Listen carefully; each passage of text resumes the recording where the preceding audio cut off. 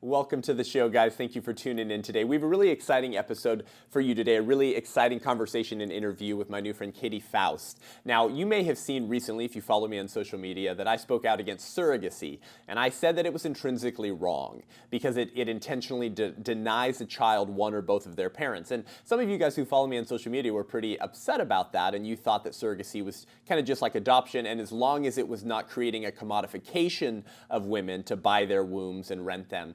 But if it was done consensually and willfully, and it was done for free out of the goodness of one's heart, then surrogacy should be completely fine. So I thought it would be important to really dive into this conversation regarding surrogacy, regarding donor conception, essentially third-party reproductive technologies, anything that is outside of the typical man-woman married couple creating children through the normal process of sex. So I brought on my friend Katy today. She is the founder and director of Them Before Us, phenomenal name for an organization, which exists to advance social policies and encourage adults to actively respect the rights of children rather than expecting children to sacrifice their fundamental rights for the sake of adult desires. In 2012, Katy began writing about why marriage is a matter of social justice for kids, because marriage is the single best familial union that guarantees the best protection and future success of children. Her articles and interviews have appeared in USA Today, Public Discourse, LifeSiteNews.com, The Daily Signal, The Eric Metaxas Show, Breakpoint, and so many more.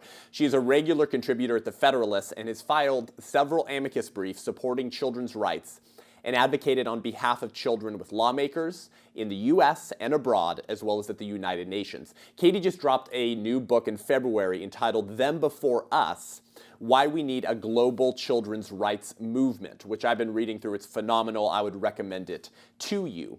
She has really flipped the script on the adult-centric attitudes we have towards marriage, parenthood, and reproductive technologies by framing these issues around a child's right to be raised by both their mother and father. Katy is married to a pastor and the mother of 4 children, the youngest of whom is adopted from China. Listen, buckle up, you're in for a treat. We're going to challenge you, but we're going to equip you to stand for life and for the most vulnerable in our society in a culture of death. I'm Seth Gruber, and this is Unaborted.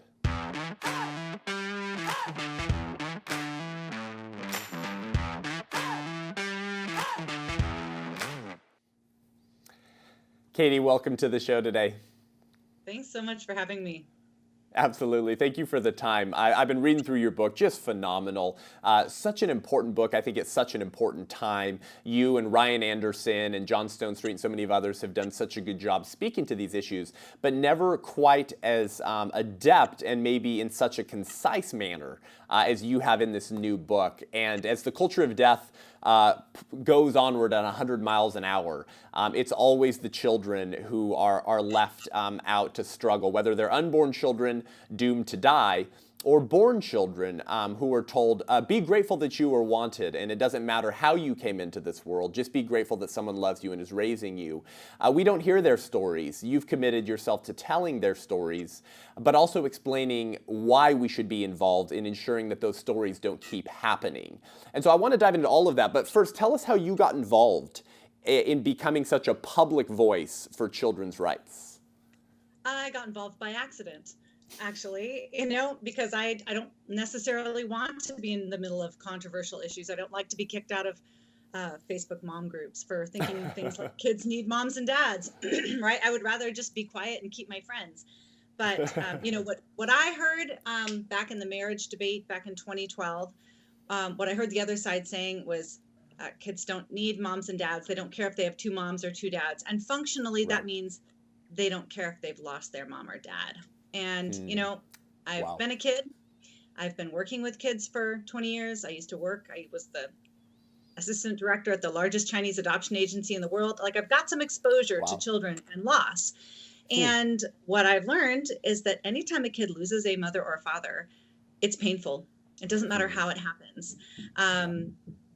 And so what I heard the other side saying is they don't care if they've lost their mom or dad. And these days, right, it's not through tragedy. It's usually intentionally. Oftentimes because parents won't work out a difficult marriage and they decide that they're just going to split. The topic that we're going to be talking about today, often it's an intentional choice to separate a child from one or both biological parents at conception. Right. And this has some really detrimental effects on children. And it really has paved the way for the complete redefinition of the family. So, right. I am a Christian, obviously, but I saw a lot of people ineffectively arguing for the rights of children using scripture. And so we don't do that. We don't do that on our website. We don't do it in our book. But for the Christians that are listening, I'd say, we have a mandate to care for and protect the fatherless. But failing to stand firm on the definition of marriage and turning a blind eye to the harms of these reproductive technologies, we are greenlighting the production of fatherless children and the production of motherless children. And so it's really important that we get these questions right. Wow. Briefly, you said you got dragged in by accident. Can you briefly tell us how you were sort of maybe unintentionally dragged onto the scene, but how God, through his providence, used that to put you where you are today? Yeah.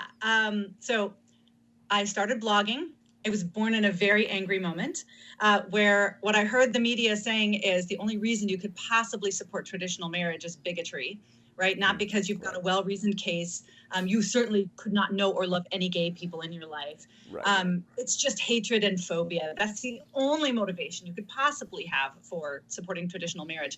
But I understood and still do traditional marriage as a social justice issue for children because it is the only relationship that unites the two people to whom children have a natural right. And statistically, it sets them up for a life of flourishing. And it's the only family structure that does not require a child to be in the family structure. Also, my mom is in a relationship with another woman. They've been together for more than 30 years. I love her. I love her partner. There's no phobia. There's no hatred. There's no animus. There's just a recognition that my mother could never be replaced by two men. That's it, right? Wow. And so I started blogging under the ridiculous blog titled Ask the Bigot, because I'm like, okay, I guess if I'm not on board with your political agenda, that makes me a bigot, and it doesn't matter. I have all the statistics, all the research on my side, common sense, the natural design of the world, the 5 major religions of the world, and I love gay people, and I've got gay people in my life who support traditional marriage, but I get it. I'm a bigot, totally understand. So I started blogging anonymously, and then I was outed by a very loving and tolerant gay blogger who doxed members of my church to get me to shut up. And I know, I'll tell you, I can handle people calling me mean names, but like when you go after my friends and my kids, I mean, it does make you go, okay, you got me, never mind, I'll be quiet, I won't say anything again. But then on the other hand, there's a little bit of, you know what, F you. How about that? So anyway, that's right. I started blogging and writing my own name. And it was very much a what the enemy means for evil kind of situation, because once I was writing in my own name, people would say, would you mind writing, an amicus brief for the Supreme Court? Hey, could you go talk at the United Nations? Can we have you over, to Australia to meet with our members of parliament? So it really just increased my platform 100-fold. Wow. So kind of where we are. Not That's here because amazing. I'm brave. I'm here because I got angry. That's right. And then somebody, he makes us brave, and I love how God used conflict to increase commitment to the cause that you were championing. You were already on the battlefield, but he really dragged you to the front lines through your commitment to children. Now, you talked about how children have a natural right to their mother and father. Now, sometimes this type of language confuses Americans, unfortunately, even in the church, even in evangelical circles, which it's my opinion that comes from a lack of moral teaching from the pulpit. Because natural rights is grounded in the Judeo-Christian worldview. Natural rights was the type of reasoning that was used to explain the premises that founded this republic by our founders, who many of them were born-again believers, because they understood the grounding of natural law, which was a natural law giver. And so we use this type of language all the time in America, but very few people understand what it means. The left says that women have a natural right to abortion. It's a human right to abort unborn children. Of course, that begs the question, well, when do unborn women's natural rights begin? And then the right uses this language sometimes when it comes to our rights, our natural right to speech, to hold and bear arms, to religious liberty. But the preborn child and then minor children who are already born are the most voiceless and always become the first sacrificial lambs on the culture of death. So when you say that children have a natural right, and this you've said to be created, gestated, and raised by both of their biological parents, what do you mean by that? Well, there are volumes that have been written on natural rights, and I will not present myself as a natural lawyer or a natural law scholar. There's actually, like you said, a lot of disagreement and even confusion about natural rights, but not on this natural right. Not on this natural right. And I understand why people are confused, because these days anything adults really, really want is conveniently framed as a right, right? I have a right to housing, I have a right to health care, exactly. I have a right to government-funded birth control, right? So all of the things that they really want suddenly become a right. So we spent some time in the first chapter of the book kind of talking about what are natural rights. We've got some people that are a lot smarter than me kind of talking about unpacking what makes a natural right. Rights correlate to duties. Parents have a duty to raise their child, therefore they have a right to that child. Right. The largest treaty in the world, the UN Convention on the Rights of the Child, clearly lists children's right to their own mother and father, right after a child's right to not be killed, right? So it recognizes children's right to life after they're born, and then recognizes right after that the most important right next to that is connection to both of their parents.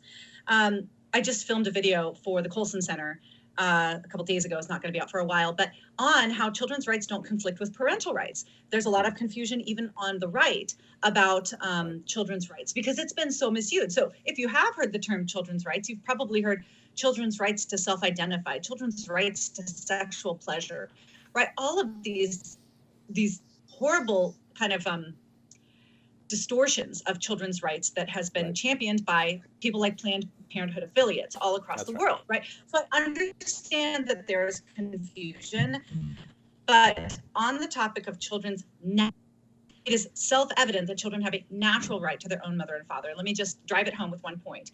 Like, nobody would argue that parents have a right to take their child home from the hospital, right? They give birth to a little baby girl. They want that baby. There's something special, intimate, and unique about their connection with that child. They have a duty to that specific child. Therefore, they have a right to that child. Not any child, right? Just that one child. And that's the one that they want because it matters to them. Right. And that intimate, distinct, biological, unique connection matters to the child as well. The child has a right to go home with the two people that gave birth to her, right? The woman and the man who are responsible for her existence. And so we tend to understand these things pretty easily from an adult's perspective. Right. And what we're trying to do on all of these different issues is to say, now let's look at it from the kid's perspective. That's right. Yeah, that's brilliant. That makes so much sense when you frame it that way. Of course, parents don't just want any child in the maternity ward. They want to take home their baby because they have a right to their baby. Well, those rights go both ways. The child has a right to be taken home, loved, and raised by the individuals responsible for their existence. So for you guys listening to this who haven't really diving in before into the conversation regarding third-party reproductive technologies, we want to challenge you to begin thinking in it that way, in a rights-based way. If parents have rights to their children, then naturally, self-evidently, that would go both ways. But, Katy, people object, right? And they say, but, the kids are fine. The kids will be fine. And this has been really the objection of the religion of secular progressivism for decades, which is that as long as children are in a safe and loving environment, be that one adult or two adults, it doesn't matter the gender of the adults or the biological ties of that adult to the child, as long as they're being loved and protected and taken care of. And so they will apply that to children who are the product of sperm and or egg donation, as well as to the kids who are the products of surrogacy. The kids are just fine. But as it turns out, the kids are not just fine. And so how should we as Christians begin to think through that objection, given the goal and mission of your organization, as well as the best data that we have? Yeah, well, I tell people I also want kids to be safe and loved, and I want them to be just fine. But we know what it takes for kids to be safe and loved, and kids are finest when they are raised by their married biological parents. And while there are horrible cases of abusive biological parents, statistically, those two adults are the safest, most connected to, most protective of, and most invested in their children. And those two adults raising those kids together in a married lifelong union is the greatest hedge we've got against abuse, neglect, and abandonment.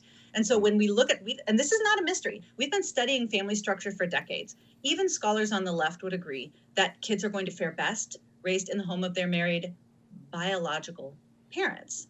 And so when it comes to child well-being, any two will not do. Wow. We've got studies that show that children raised by mom and stepfather, for example, fare about as well as kids raised by a lone mother. So just bringing in any guy is not going to be able to replicate the benefits of the child being raised by their own biological father. Now, I say that knowing some heroic step parents, right? There are step parents out there who are filling the shoes of a negligent biological parent, and they deserve our support. Many of them have really done what they can to seek to mend the wound left by a biological parent who honestly wasn't willing to act like an adult. And the child very likely suffered from it. So those exceptions exist. But when we are talking about the rule, that if you want kids to be safe and loved, then congratulations, you're one of us. You also believe that adults should do hard things so kids can have their biological mother and father raising them every day. Because statistically, the very place where a child is most likely to be safe and loved is in the home of their married biological parents. You know, even Obama several years ago famously talked about the importance of fathers, and was quite honest in admitting in a public speech some of the struggles he went through, not having a relationship with his father. This was broadly accepted on the left and the right. But now the left has completely changed their position on this and basically said that fathers are superfluous. It doesn't really matter. Any two will do, or any one will do, right? If you're a woman who's single and never found the love of your life, but you want to have children, you know, just buy sperm. And do it yourself. And now the left, who used to acknowledge that a mother and a father mattered, are now saying it doesn't really matter. And so in your book, Katy, you even talked about some of this scary, very honest testimonies of parents who, one of whom is raising a child that's not biologically related to them. And you talk about the biological, not just mandates, but motivations that people feel towards their own biological children that they'll never be able to just muster up towards an adopted child, or oftentimes in third-party reproductive technologies towards a child that they did help create but have no biological ties to. Could you talk to that about maybe some of the silent and unsaid kind of hard truths about parents' duties that they feel strictly to their own biological children? How does that factor into this conversation? Yeah, well, it's a really big deal. And while I do know people, like I said again, adoptive parents and step parents, right, who are making incredible sacrifices for kids who are not related to them, there is an observable, measurable, objective difference in the ways that biological parents connect to their own children, whether it's time investment, whether it's money investment, whether it's their level of protectiveness, even if they're not abusive, right? That children in the care of a non-biologically related adult tend to have more accidents, right? Stepmothers don't tend to buckle the seatbelts as much of non-biologically related children. I mean, and people get really upset about this, and I'll tell you, welcome, because there's more to come. I have not finished pissing you off yet today. But here's the deal. Like, I'm not your opponent. The natural world, the natural design, biological reality is your opponent in this fight. And there's no statistical case that you're going to be able to make to the contrary. Now, here's the problem. This reality that biological connection matters in the parent-child relationship is a wrecking ball to the modern family. What it means is you can't have what you want. If what you want means deliberately breaking the bonds between a child's biological parents, the answer is no. The answer is no, because you're going to be depriving them of one of the two most safest adults in their life. And if you doubt me, just pause this video and I want you to Google the words mother's boyfriend and tell me what you see. Wow. I'll wait. It's okay. Okay, you're back.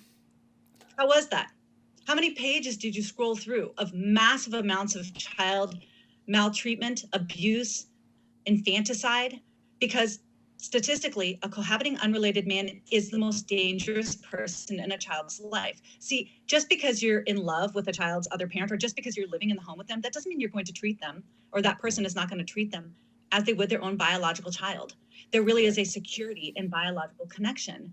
But if we accept that very clearly stated statistical reality, it means that adults have to conform to the rights of children to be known and loved by both mother and father.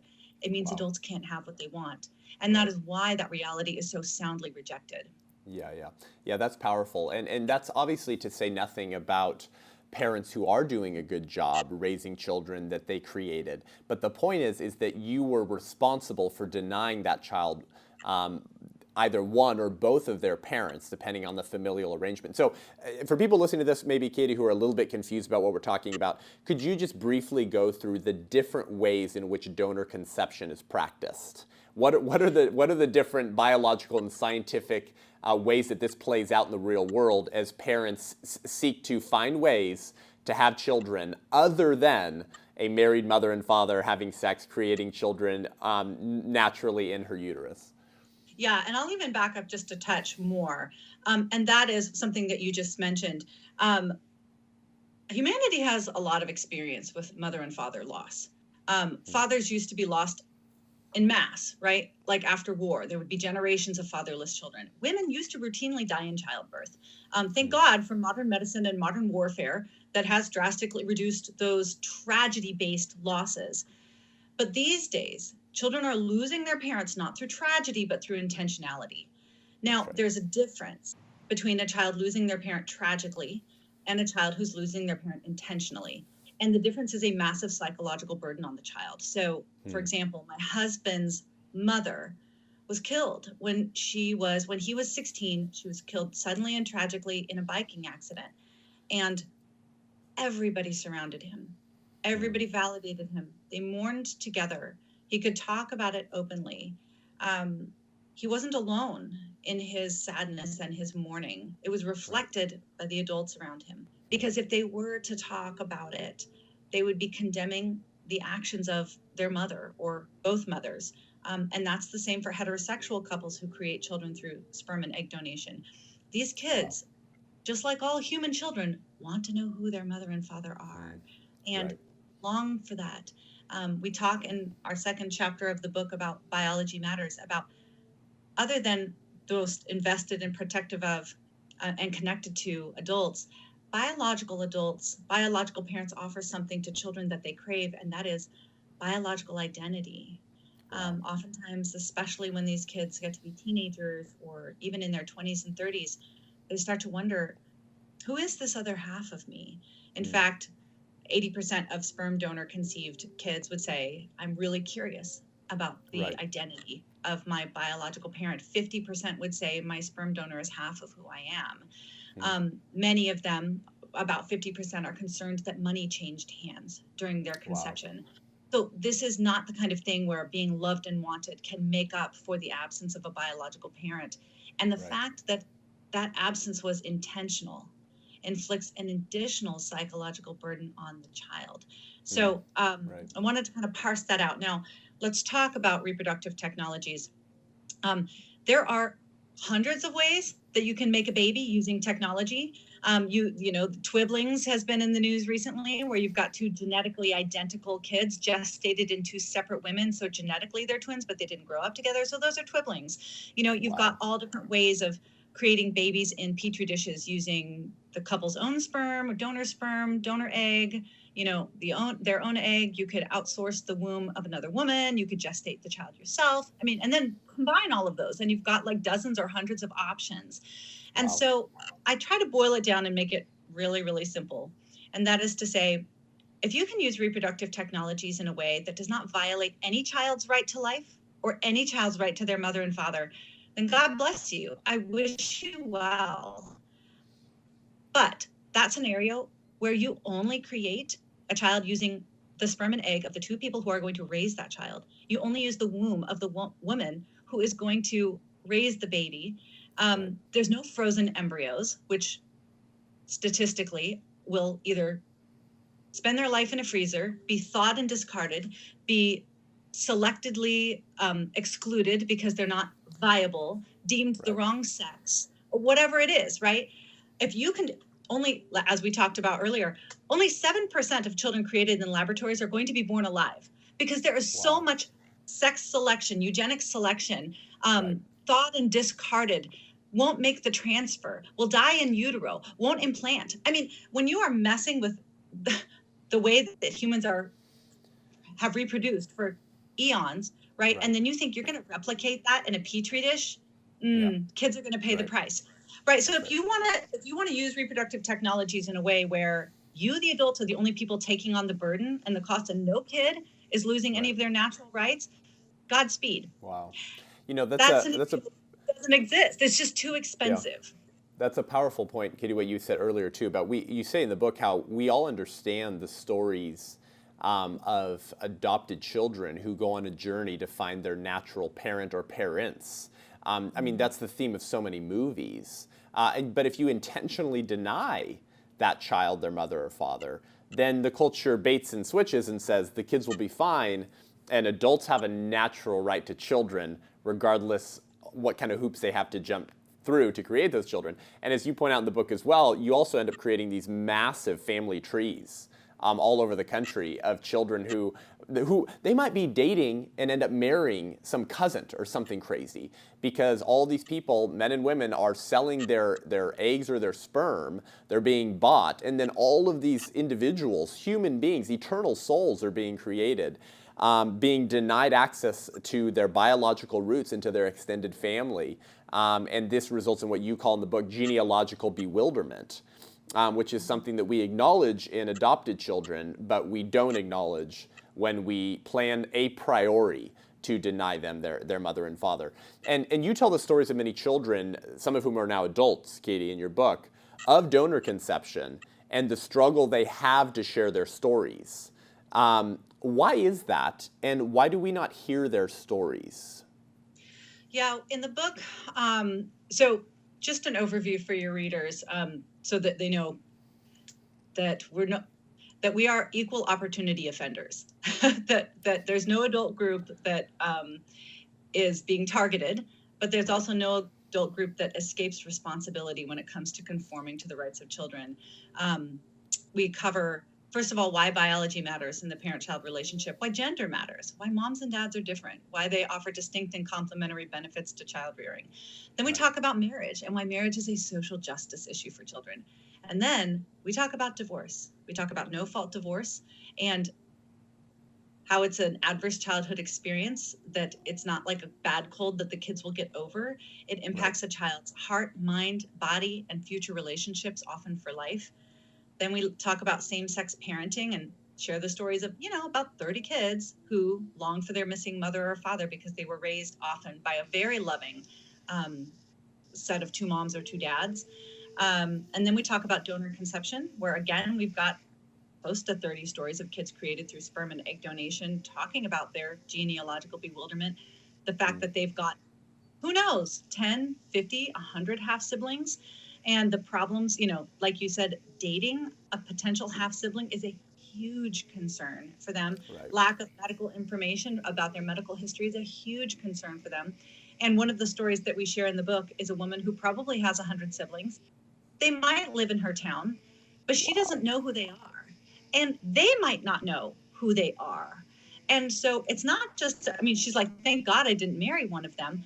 But my children probably now have a couple hundred first cousins. I don't know who they are. They don't know who they are. This is a problem for generations, right? Yeah.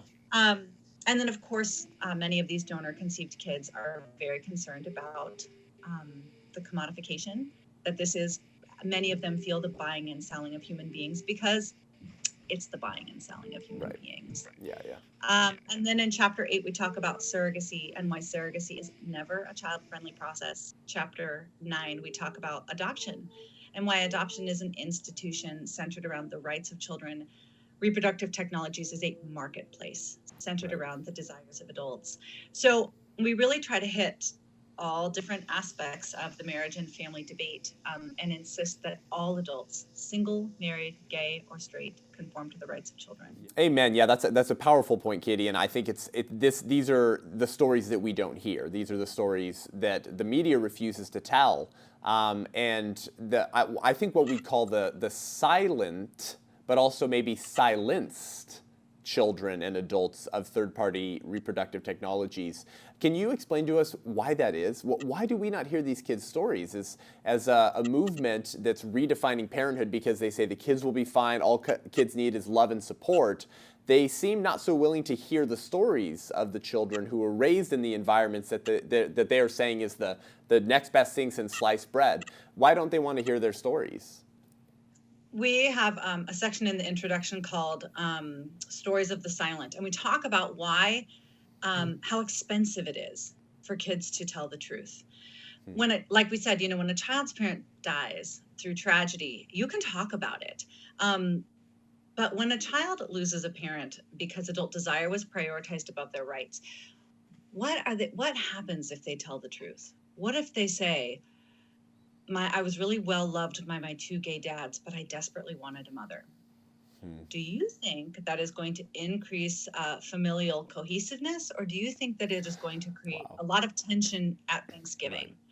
If even the kids who we profile who have gone through a divorce, they'll say, "I will share my story with you under a fake name and a fake picture because you don't understand. I am still trying to deal with my stepmother, and I swear, like she."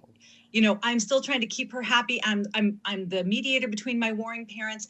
I mean, nobody can ever know that I told you this. And it's the same thing with kids created through sperm and egg donation. The very, very first site that ever gave us information about the stories of these kids was called Anonymous Us. And anonymity was built into the system because it was the only way that kids felt like, I can tell the truth if nobody will ever find me. Because do you understand, like, how they would cut me off, or they would accuse me of being anti-gay, or they would think that I didn't love them, or they would be really, really angry. And so it's very expensive for these kids who's lost a mother or father because adult desire was prioritized above their rights. It is very expensive relationally for them to tell the truth.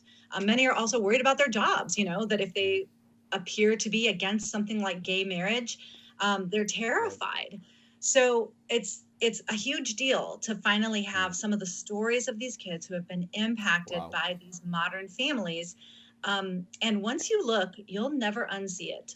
The next time you see something in the New York Times about the glories of an open marriage and how happy the kids are, you're going to go, wait a second. I don't think so. I don't think so. Well, many of the people who spoke out against Obergefell and the redefinition of marriage were actually children who were raised in same-sex unions who said, I love my two fathers or my two mothers, and I'm not a bigot, but I always felt a gaping hole in my soul that was the deprivation of a mother or a father, and I yearned for that. And the same thing is true of many children who are the result of donor conception, is they're saying the same thing. I love my mother and father, or my two mothers or two fathers, but I was deprived of something, and I was always keenly aware of that, and it was difficult for me to be around the fathers of my friends or the mothers of my friends because I didn't have that parent.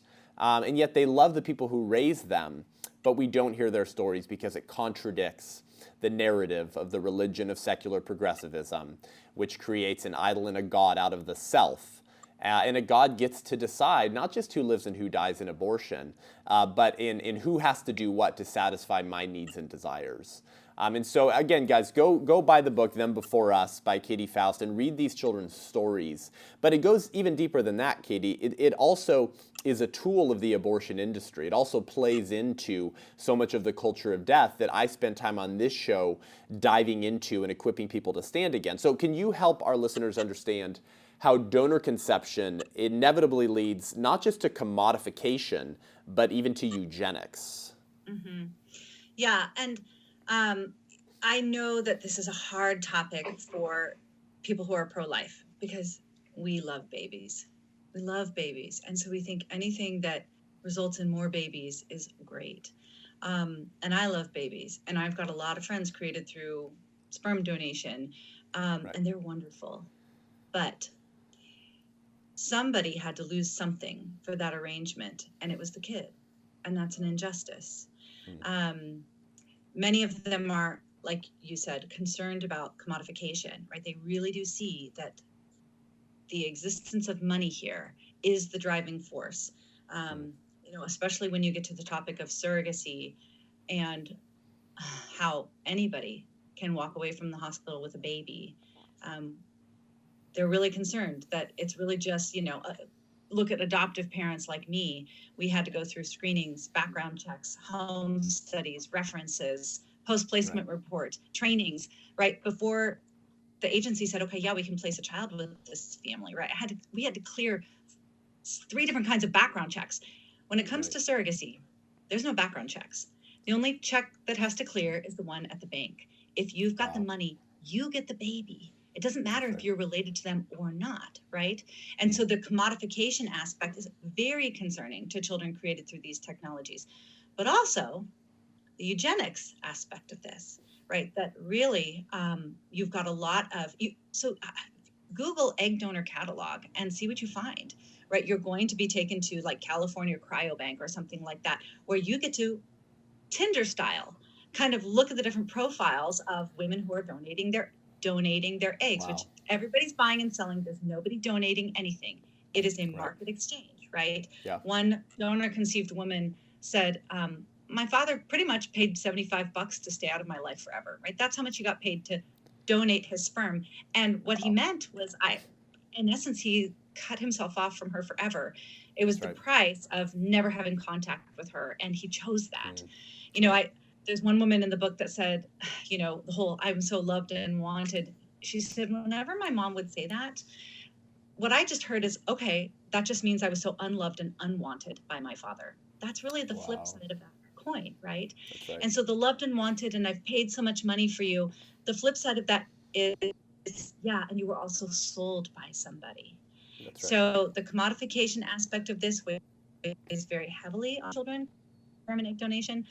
The eugenics aspect of, somebody prized these aspects of, my blonde hair, my blue eyes, my white skin, and especially when it comes to egg donation, you're going to pay a lot more for a college-educated white girl than you are for somebody with brown skin. So how about that for you? I mean, it's a marketplace. It's a marketplace that is driven by the desires of adults, and there's zero consideration for the children created. Wow. And you mentioned in your book too, Katy, that that men who donate their sperm make a lot more if they are white, 5'10" or taller, college educated, more athletic, all of these types of traits that I guess people are willing to pay more for. And so what you're doing is you're playing right into the very worldview that the left says that they hate, which is the commodification of human beings. Now, of course, the left doesn't hate the commodification of unborn human beings who were killed and then whose body parts are sold, but any other type of commodification they say that they hate. But they're on the leading edge of promoting and pushing the very commodification that they say they dislike and they say they fear. And so by dictating what traits are more desirable and allowing a market to be built around that, you're really saying that these traits are more desirable, meaning others are less desirable, meaning the people who have those traits that are deemed less desirable are less than. They are not as wanted, they are not as valuable, and therefore they don't have as many rights as the quote-unquote elite class. And so I think these are things that a lot of pro-life Christians don't think about when we talk about third-party reproductive technologies, when we talk about sperm egg donation. These are the type of monsters that you're creating. Not only can Christians not have anything to do with this, but we also need to be actively resisting it and fighting against it. But nowhere has the culture of death, besides abortion, become so distorted, repugnant, and repulsive as perhaps surrogacy.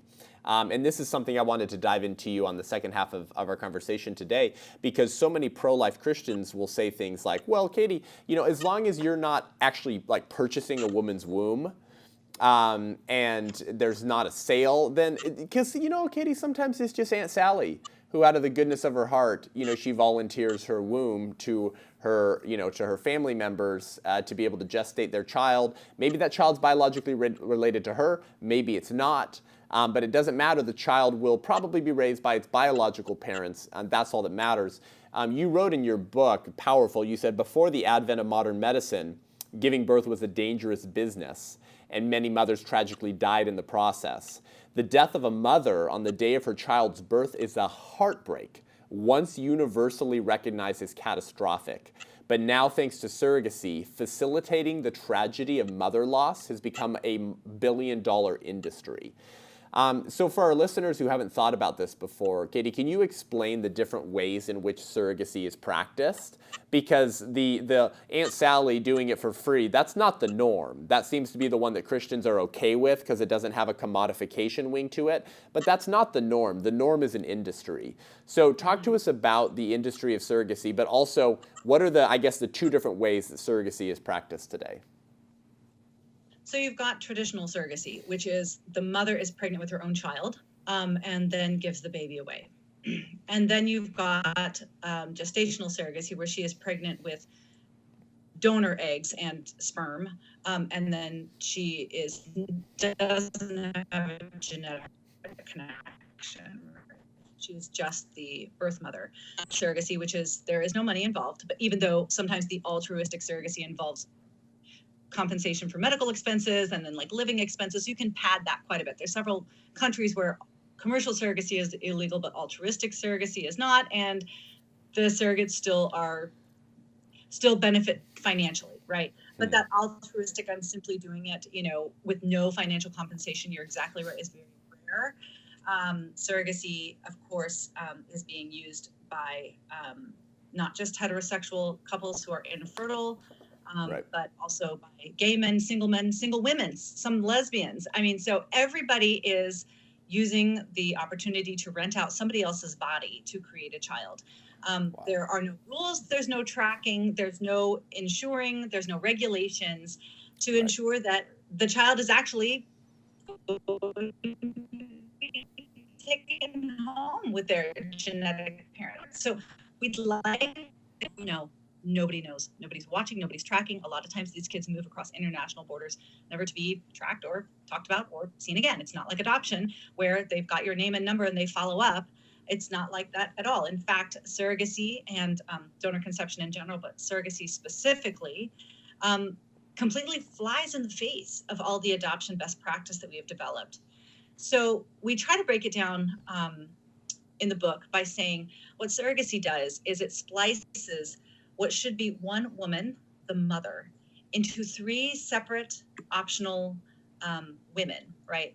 So there's the genetic mother who offers the egg, there's the birth mother who gestates the child, and then there's the social mother who raises the baby. Right. And if all three of those women are found in the same person, then the child won't experience any loss. But if any one of these three are outsourced, you're making the child sacrifice something that they have a natural right to so that you can live as you please. And that's an injustice. So we can spend some time talking about some of the egregious dystopic scenarios that surrogacy has enabled. But let's first address what is the most common rebuttal from Christians, which I even saw on your Facebook page, right? Like, well, what if it's altruistic and the baby goes home with both their biological mother and father? So let's presume that that baby was not the product of a huge batch of embryos that were created, left in a freezer to be either thawed and discarded, donated to research, or ultimately given away in an embryo adoption, which are the only other options other than implanting it yourself, right? Let's say that didn't happen, that a nice, loving couple created one embryo that they immediately implanted in a surrogate who's not being paid any money. And that baby was able to escape the preterm birth and all of the other high risks that go along whenever a woman is carrying an embryo created by an egg that she's not genetically related to. There's something called genetic dissimilarity that increases the risk. That's why all surrogate pregnancies are high-risk pregnancies, because there are complications for the baby. So let's say that the baby makes it through, doesn't die during childbirth, isn't selectively reduced, which is aborted, which is a very common part of the surrogacy contract. Right. And the baby is born and immediately handed over to the genetic mother and father. From a children's rights perspective, that's a no. No.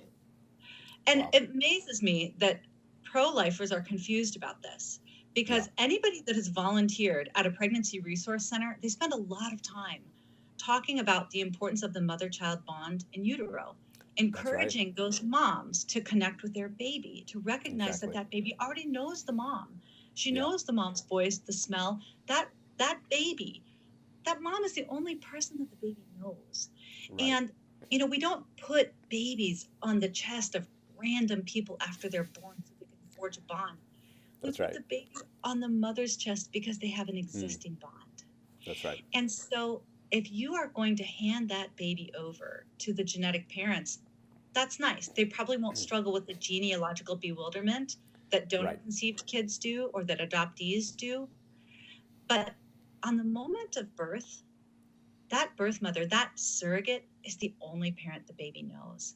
That's right. And many adoptees who lost their mother at birth will say that resulted in a primal wound.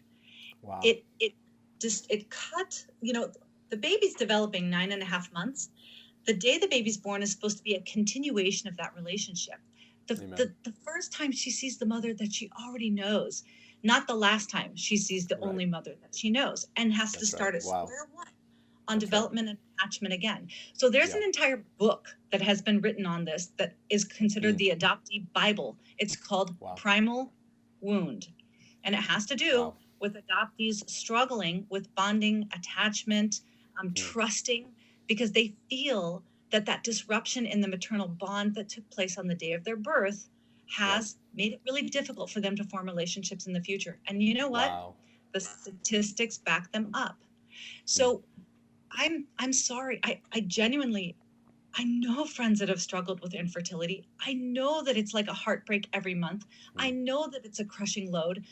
But in the abortion debate, when an adult says, I'm really worried, I'm really scared, I don't like this diagnosis, we don't say, your feelings should trump a child's right to life. Makes sense. Amen. No, we don't. We say, I'm sorry you're scared. I will walk this through with you. I'm going to be at your side. But no matter how you feel, you cannot violate this child's right to life.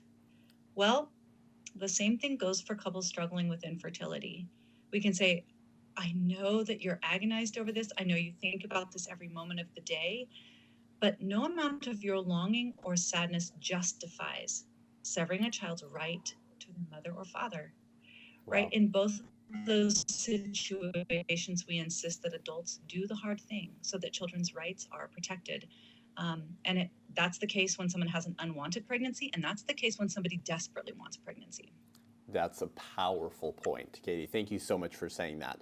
And this is why Katy's organization, You Guys Them Before Us, says that adults need to be sacrificing their desires in order to cater and protect not children's needs or desires, sure, but children's rights. Children have a natural right to be raised by, created, gestated by their natural biological parents. In fact, Katy, you reference feminist Renee Klein in your book.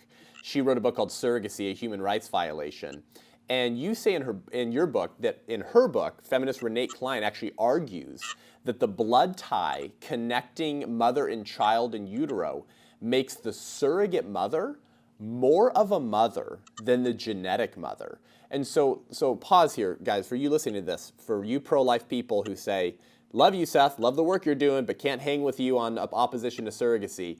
I know my friends over here, and they couldn't get pregnant, and surrogacy provided a beautiful way for them to be able to have a child, and you think that as long as it's done consensually, it's done without any type of cash reimbursement, that we should support that. You were still saying that it is okay, or maybe even a social good, to deprive a child of their birth mother, who at that point is the only human being that they know.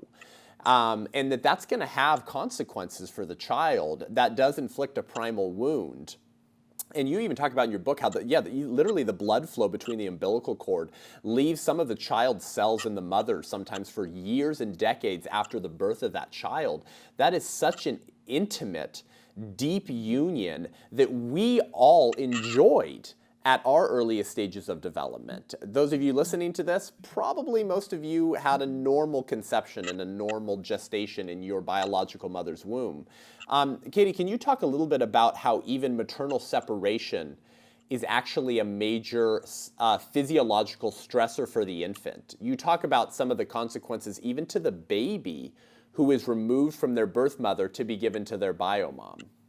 Yeah, maternal separation is a very serious subject. Even brief maternal separation is going to create cortisol in the baby's brain. Mothers, there's nothing like them. You don't mess with the mother-child bond. You don't, right? Because there is something about that maternal connection, that maternal bond that actually is. Babies are born without a central nervous system. Erica Komisar talks about this in her book, Being There. Literally, mothers function as the neurological center for a child. Babies are incapable of soothing themselves. They cannot lower their cortisol rates, right? Stress goes up. They're hungry, they're afraid, they're tired. The cortisol goes up, incapable of lowering the cortisol. The only thing that does is oxytocin. They can't release oxytocin on their own. The only thing that does is skin-to-skin contact.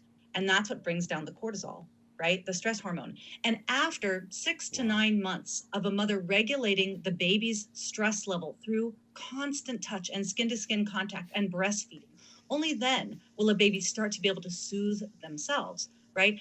And so when you are separated from your mother, right, it's nice to have another adult kind of step in, but that's not the person that the baby knows. That's not the one they have the bond to. That's not the smell that they recognize. That's not the breast milk that is perfectly tailored for them, right?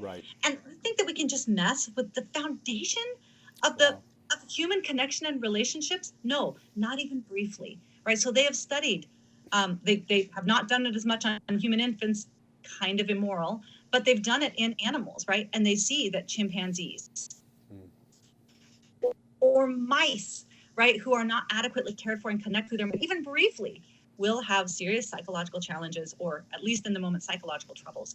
So this mother-child bond, it stuns me that we are at the place where we're going optional, cut and paste, no big deal, wrong. If that's true, then the entire natural world is wrong.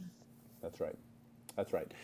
Katy, some people say, well, Katy, I know some surrogate-born children who don't say that they suffered a primal wound. And, I have this study over here, Katy, that shows that this X percentage of people who were, the products of surrogacy don't claim to have any wound or sociological, physiological, physical, mental, emotional struggles from the way that they were created and raised. And so, their stories matter too, Katy. Therefore, look, it looks like it's just kind of subjective.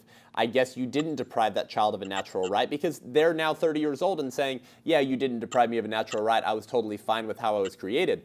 I think the pro-life response to this, and then I want to hear your thoughts, is that regardless of whether they feel like their rights were violated or not, their rights were still violated. If you're grounded in natural law, you understand that those are objective realities. What would be an example of this? A slave could be conditioned to not desire their freedom.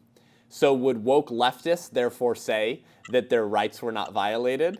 No, they would still say that slave's rights were violated, and he needed to be made aware of the fact that his rights were violated, even if he didn't feel like his rights were violated. And so just because some surrogate-born children might not say that their natural rights were violated, our case is that no, it still was, because our case is not built on how you feel about it. It's based on the natural world, the way that we come into this world, and the fact that we have a natural right to be raised by our mother and father, as from a Christian worldview, because that's the intention, right? But also because it results in the safest and most flourishing environment for the child. Do you have any thoughts on that?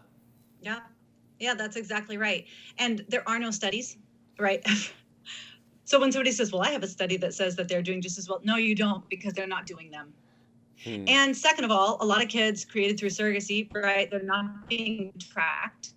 And so I don't know what they're being told. Do they know that they were created through a surrogate and born through? I don't know, right? Most donor-conceived kids, many of them, especially created through heterosexual or raised by heterosexuals, they aren't told, right? Many of them don't find out until they take a 23andMe test. And so how do you track and study a population that doesn't know that they belong in that study?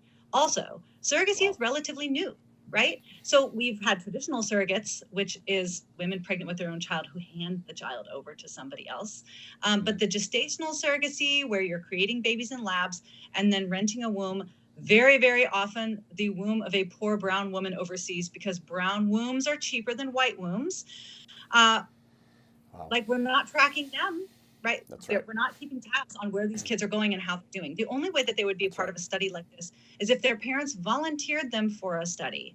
And so I don't really know how likely that is. So this is a Wild West, right? For the first time in human existence, we are making babies without sex. And you would think that somebody would have an interest in doing research and tracking this, because we are messing with the very foundations of what it means to be human.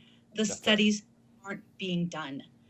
So we're not going to have data. For a while, all we are going to have is stories. And the reality is we're not going to have stories, most stories on surrogacy, for 20 or 30 years, because it takes a little while. You know, we look at the kids created through sperm and egg donation. We've got tons of stories from sperm donors, because sperm donation has been happening for 40 or 50 years.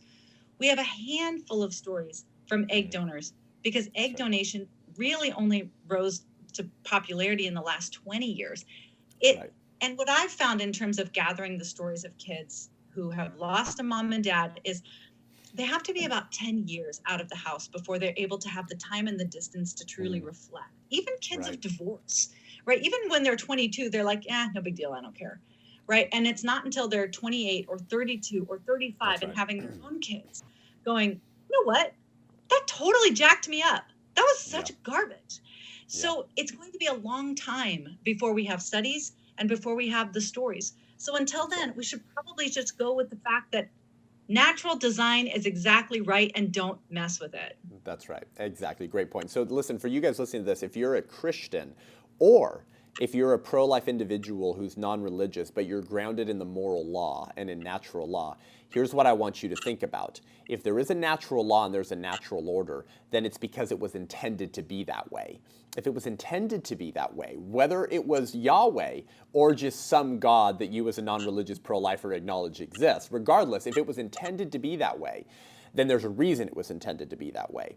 If there's a reason it was intended to be that way, then anything outside of that natural order is going to yield consequences. This should be self-evident from a Christian worldview, but also for an atheist who's grounded in the natural law and yet has forgotten that he has to find the source of that natural law. But regardless, it means that there's going to be consequences. So everything that Katy does and that we're talking about is merely using data, rationality, our faculties of reason, to point out, here are the consequences. This is why this is bad, wrong, disordered, and intrinsically wrong, because it violates the natural rights of children.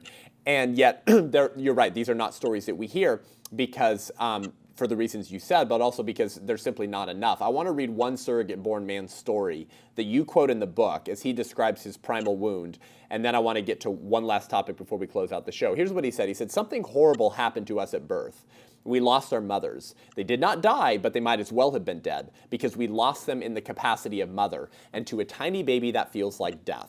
They are all we ever knew, and suddenly they were gone. That makes us feel very rejected. That leaves a hole in our hearts, whether we're admitting it to it, or it manifests some other way, like in depression or fear of getting close to someone else. Sometimes he says it doesn't show up until we are in our teens or young adults. And like me, sometimes it shows up as a baby when I scream my head off for 6 weeks and they call it colic.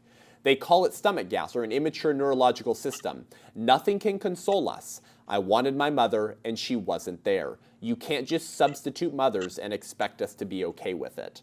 And yet these are the stories that Chris freaking Cuomo is not going to say on his show. These are stories you're not going to hear from the high priests of secular progressivism, because they don't give a damn about the consequences of their worldview as long as the desires of adults are fulfilled. And so you guys, if you have been okay with surrogacy in any way, shape, or form, you need to buy Katy's book, Them Before Us, Why We Need a Global Children's Rights Movement, and you need to read the stories. And then you need to ask yourself, are they lying to me, or is there something here that I've missed? Lastly, Katy, I want to deal with this last objection for the listeners of this show to either be challenged with or to be given tools to engage on this topic. So people will say, Christian pro-lifers will say, as they were on my Facebook page and on yours, they'll say, it's just like adoption, Katy. Surrogacy is just like adoption. It's not a big deal. I just want to avoid the commodification financial aspect of it. So as long as it's a woman doing it for free out of the goodness of her heart, and it's not a gestational, or I guess it could be gestational or natural, but as long as that child is then given to the mother and father, especially if it's the biological mother and father, then that's just awesome. That's just so great. And you know what? That's just like adoption. And how could we be opposed to adoption as pro-lifers? So can you explain why surrogacy, even in its quote-unquote best form, is actually not like adoption? Yeah, and we'll just throw in sperm and egg donation too, right? So reproductive technologies that deny children their mother, their genetic mother, their birth mother, or their genetic father, they are completely unlike adoption. And I'm going to give you 4 reasons why. The first one is adoption. Oh, who's the client? That's the first question. So when I worked at the adoption agency, I remember one time I went to my founder and director and I said, I am working so hard to get these parents approved. I mean, we're just running into snag after snag. I mean, honestly, there's a few red flags in here, but trust me, I am really going to get this done. And she goes, you misunderstand. Those adults are not our client. The child is the client. And we're not here to give them a baby. We're here to find the kid, the parents that need them. Right. And it was my first time, right? I was kind of new. And it was my first time going, wait a second, you're right.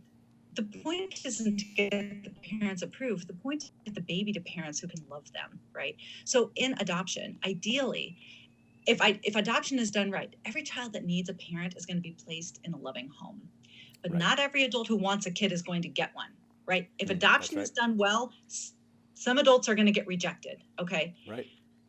Reproductive technologies. In the world of big fertility, the adult is the client.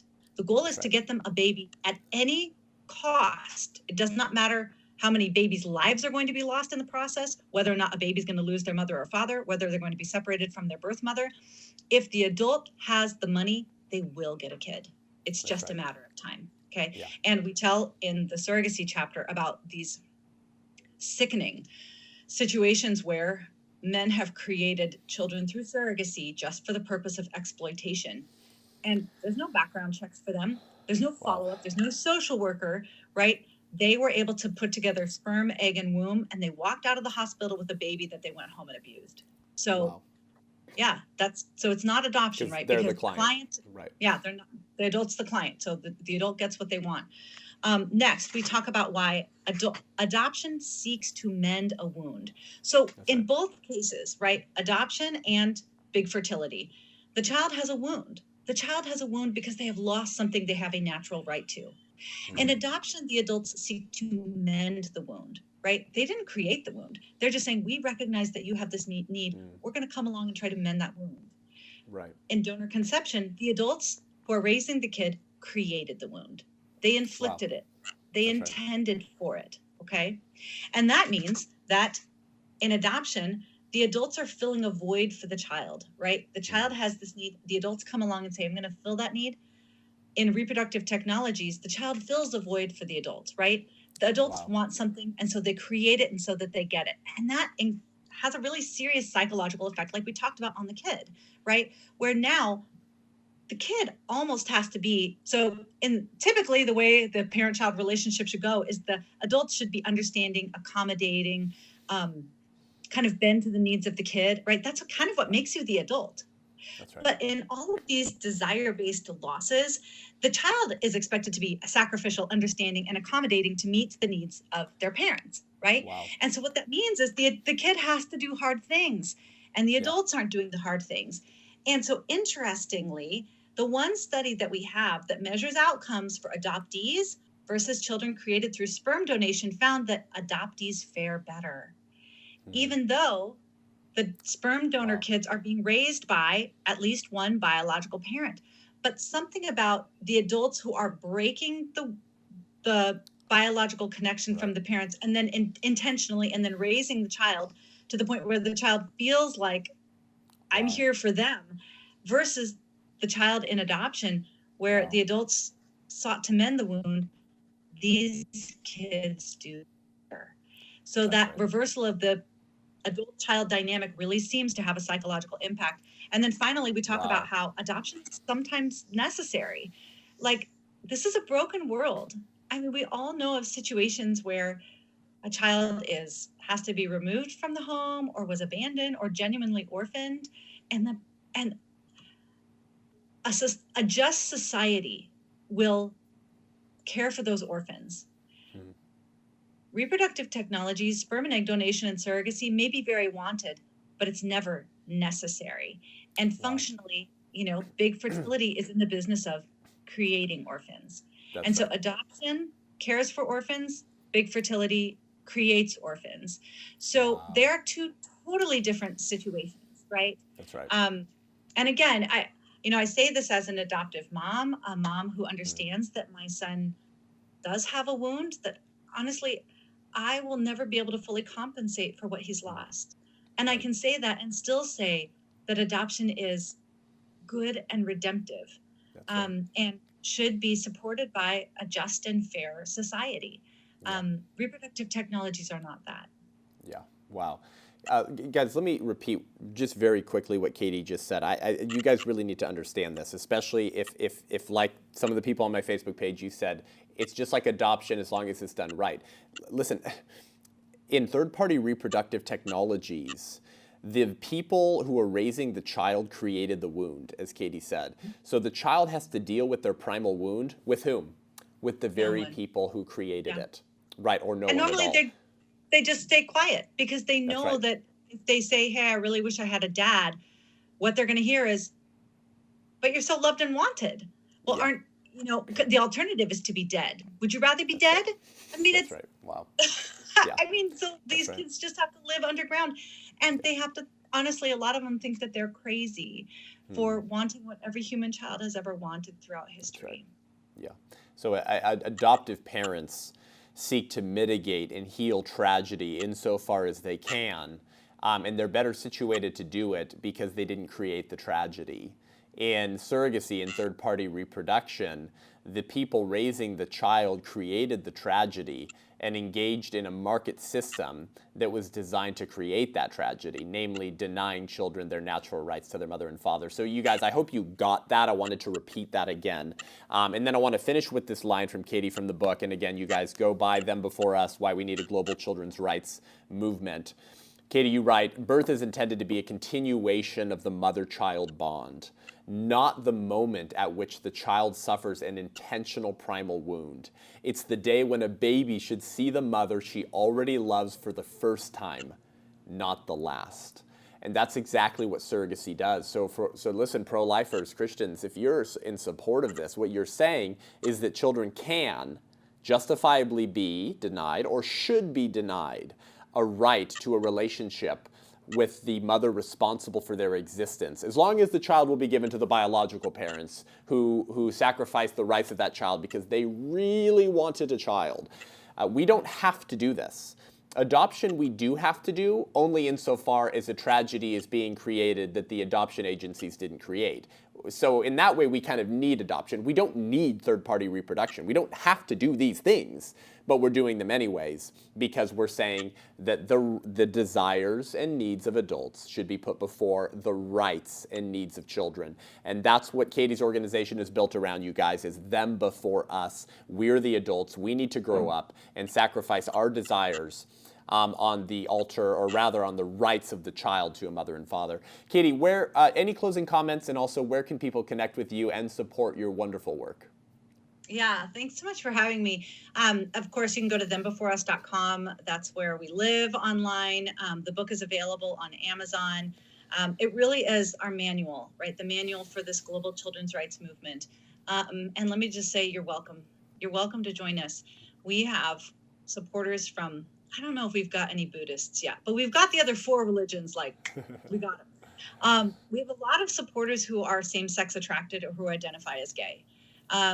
We've got a lot of people who live through a divorce, a lot of kids who are created through sperm and egg donation, a lot of kids with same-sex parents who are with us. I mean, we are kind of the ragtag group of, if you just think that it's time for children to be the priority and the center, and that adults should stop sacrificing them on the altar of adult desire, you're one of us. And Awesome. You're going to find quite a coalition, because just like the pro-life movement, when you stand unflinchingly on the rights of a child, there's a lot of people that can get behind that. Right. The downside is that it has implications for all of our lives, that no adult gets a pass. Everybody at some point is going to have to do a hard thing to protect the rights of children in their world. That's right. And that's one reason why I think we're succeeding, is because there have been other pro-family organizations that were not willing to apply this equally. They were very willing to raise the alarm over same-sex marriage or gay men producing children through surrogacy. And rightfully, they were kind of called out and saying, but if mothers and fathers matter, if biology matters, then why aren't you getting so upset about the nice Christian couple who's using a sperm donor? And that's a pretty good objection. Right. But in this children's rights movement, we are equipping all adults to defend the rights of all children, but that makes demands on all of us. That's right. So I hope that you'll consider joining us, because I love the pro-life movement, and I feel like we have a lot to learn from it. But children have rights on this side of the womb as well, and we have to defend them. That's right. That's awesome. So you guys, listen, this is just the trickle down natural progression of natural rights. This is a pro-life podcast. You guys listen to this because you love what I do and you want to get equipped to defend life, because the child has a natural right to life. Well, that's not the only natural right they have. As our founders recognized, the right to life precedes all other rights, and then you have other natural rights. Well, one of those natural rights is the natural right to be created, gestated, and raised by your biological parents, and all the best sociological longitudinal studies show that children fare best in every category when raised by their biological married parents. This is why we should care about this. This is why you should care about it, and also because a lot of unborn children end up being aborted and murdered in the pursuit of these third-party reproductive technologies. So much of what Katy does is not just for the familial rights of unborn children and born children, but also about the right to life of unborn children who are commodified and sacrificed on the altar of adults' desires. So you guys go get Katy's book, Them Before Us, Why We Need a Global Children's Rights Movement. Support her work. And then we need your voice everywhere, Katy. I mean, I wish every church would book you and bring you out for Christians and culture conversations on how to think through these issues, because so much of the issues in the country today stem from a lack of moral teaching from the pulpit. So if you're a pastor, you guys, or a lay pastor, consider booking Katy to come preach at your church. I'm sure you and I, Katy, will be doing more in the future together. Go follow her on Facebook. Go to thembeforeus.com. Thank you, Katy, so much for joining the show today. We'll be sure to have you back. We're praying for everything that you're doing, and thanks for committing your life to this as you receive a lot of hate in return. Thanks so much for having me. I love the pro-life cause, and I just feel like we all need to be on the same page. Yeah. Amen. Awesome. Well, we'll see you soon. Guys, thank you for tuning in today. Engage with me online. Head on over to sethgruber.com, SETHGRUB as in baby boy ER.com to sign up for my newsletter, to see my speaking schedule if you want to hear me speak live and local, or to book me for an event. My summer's pretty much already full and the fall's filling up fast, so reach out to me soon. If you want to support this podcast, go to patreon.com/unaborted. View our 9 different perks and tiers. Just as a small thank you for supporting the show, which helps us increase our production value, do more episodes, expand our reach, and also begin creating conversational content with a video team on the streets where we put these ideas into a conversational format in the public square on university campuses so you can get equipped to defend life and help us bring an end to human abortion so that every child is protected and all of their natural rights are protected. Thank you guys so much for tuning in. We'll see you next week. I'm Seth Gruber, and this is Unaborted.